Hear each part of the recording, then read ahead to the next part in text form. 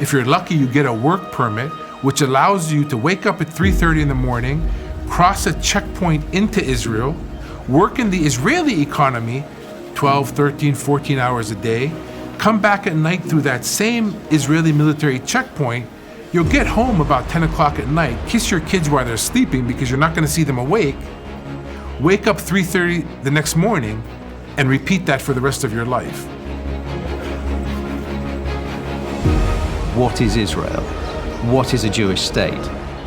When it declares itself a Jewish state, it has no room for people who aren't Jewish.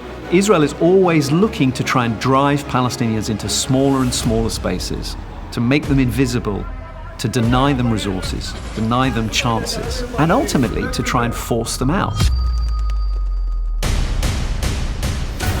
This became the problem of Israeli politics. What to do with land that we want and people that we don't want. More land, less Arabs.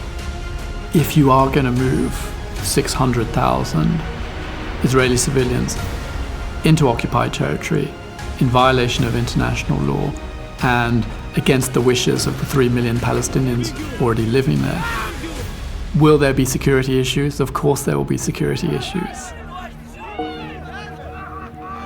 Israel begs for violence with everything they do, from creating settlements to having checkpoints to demolishing houses to arresting kids, etc., etc., etc.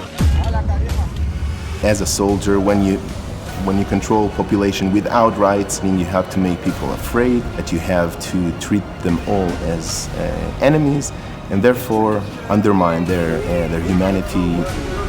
So for Israeli mothers and fathers to sleep all night and to go about their daily lives as normally as possible, Palestinian mothers and fathers have to be kept awake all night.